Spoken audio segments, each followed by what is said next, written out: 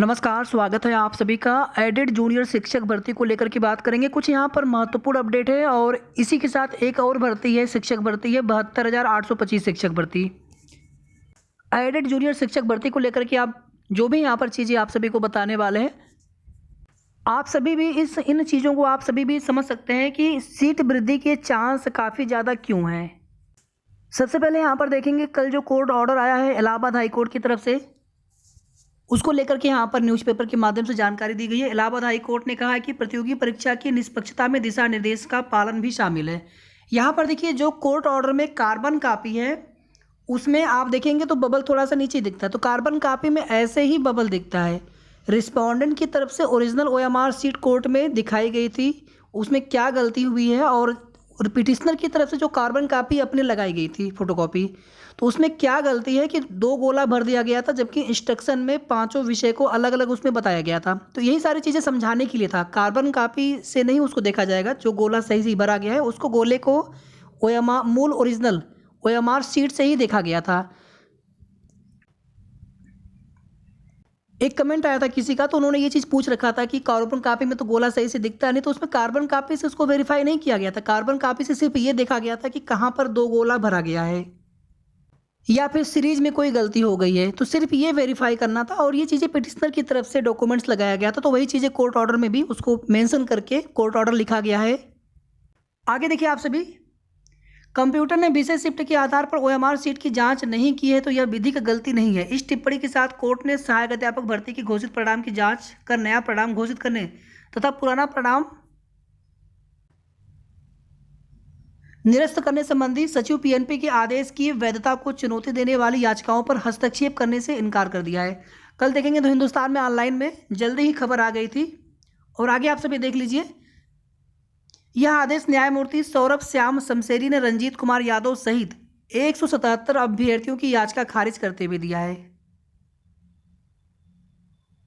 याचियों को संशोधित परिणाम में शामिल नहीं किया गया था। इनका कहना था कि ओएमआर भरने में कोई गलती नहीं की गई है। सरकार की तरफ से कहा गया है कि ओएमआर सीट गलत तरीके से भरी गई है, विषय पूरी तरह से नहीं भरे गए हैं, इससे कंप्यूटर ने ओएमआर सीट की जांच नहीं की। थोड़ा सा इसको भी देख लेते हैं 72,825 शिक्षक भर्ती को लेकर के, फिर आगे बात करेंगे एडेड जूनियर शिक्षक भर्ती में सीट वृद्धि को लेकर के। इलाहाबाद हाईकोर्ट ने बेसिक शिक्षा परिषद से 72,825 सहायक अध्यापक भर्ती के बचे हुए 12,091 पदों पर काउंसलिंग के लिए विज्ञापन जारी करने और काउंसलिंग कराने के आदेश का पालन न होने पर जानकारी मांगी है। कोर्ट ने 12 वर्षों से लंबित इस विवाद पर पिछले महीने काउंसलिंग कराकर फरवरी के अंतिम सप्ताह तक परिणाम जारी करने का आदेश दिया था। इस आदेश का पालन न होने पर अवमानना याचिका दाखिल की गई है। याचियों के अधिवक्ता अग्निहोत्री कुमार त्रिपाठी ने कोर्ट को बताया कि उक्त आदेश के विरुद्ध राज्य सरकार और सचिव बेसिक शिक्षा परिषद ने विशेष अपील दाखिल की है, जिस पर जल्द ही सुनवाई होनी है। उन्होंने फिलहाल इस मामले की सुनवाई टालने की मांग की। इस पर कोर्ट ने याचिका की प्रतिलिपि राज्य सरकार और बेसिक शिक्षा परिषद के वकीलों को उपलब्ध कराने का निर्देश देते हुए परिषद के अधिवक्ता को प्रकरण में जानकारी उपलब्ध कराने का निर्देश दिया है। मामले की अगली सुनवाई 5 मार्च को होगी। तो जो भी अभ्यर्थी इस भर्ती से संबंधित होंगे तो आप देख लीजिएगा ये न्यूज़। बाकी उम्मीद है, आशा है कि जल्दी ही आपका प्रकरण भी निस्तारित हो, काउंसलिंग हो करके आप सबकी भी ज्वाइनिंग हो जाए। आगे देखिए आप सभी, एडेड जूनियर शिक्षक भर्ती में कंप्यूटर ने ओएमआर सीट की जांच नहीं की। याचियों ने विषय सही नहीं भरा है, इससे इसकी सफाई देने में वे असफल रहे। याचियों ने दिशा निर्देशों का ठीक से पालन नहीं किया, इसलिए राहत पाने के हकदार नहीं। कोर्ट ने कहा कि घोषित परिणाम की जांच परीक्षा की निष्पक्षता के लिए की गई है।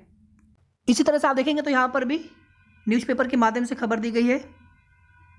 अब देखिए साथियों, जो भी हमारे याचिकाकर्ता भाई बंधु हैं वो अपने न्याय के लिए संघर्ष कर रहे थे, जाने अनजाने में मिस्टेक हुई, लेकिन उसका कितना बड़ा खामियाजा उनको भुगतना पड़ रहा है। अब आगे उनको क्या उचित लगता है वो बात की बात है, उनसे कोई विरोध नहीं होना चाहिए।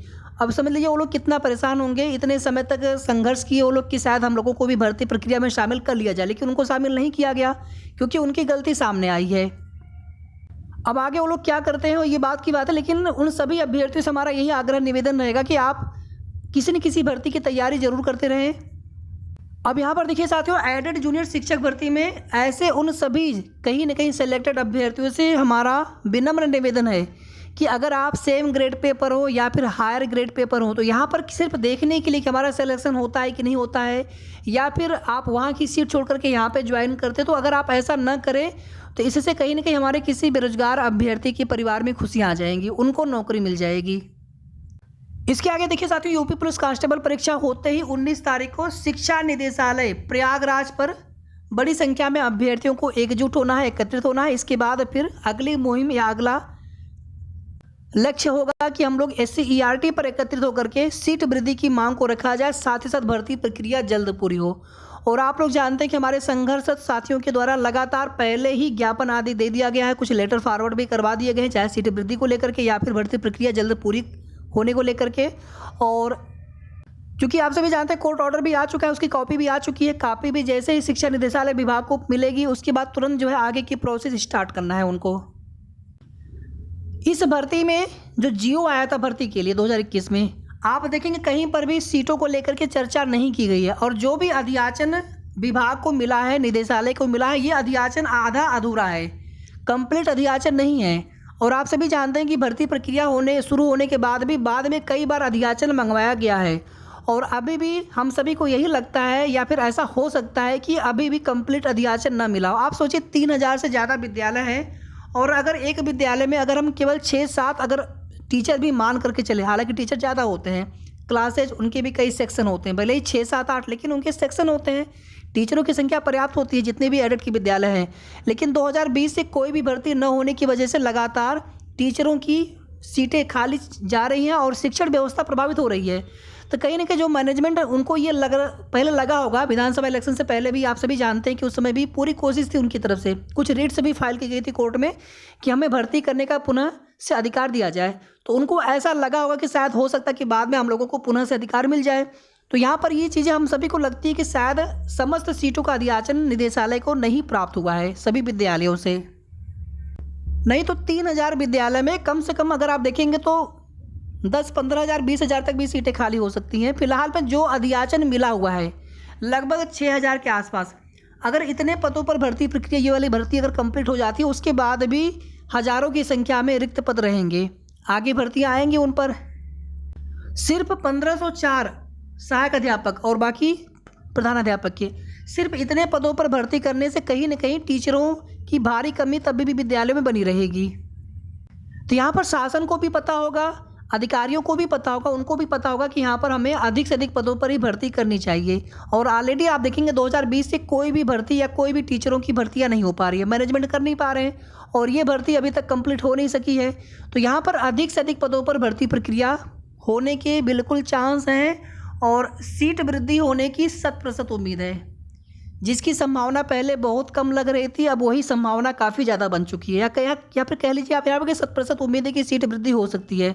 सिर्फ और सिर्फ यहाँ पर एक अंतिम प्रयास कर लिया जाए और आप सभी को अपनी जिम्मेदारी समझते हुए आप ये ना सोचें कि वे चले जाए हम न जाए, नहीं, आपको खुद की जिम्मेदारी समझनी होगी कि अगर हमारे जाने से सीट वृद्धि हो सकती है, अगर हमें नौकरी मिल सकती है तो हम ये समझ लें कि हम कोई एग्ज़ाम देने के लिए जा रहे हैं। इस प्रकार से एक अंतिम प्रयास आप सभी को करना है।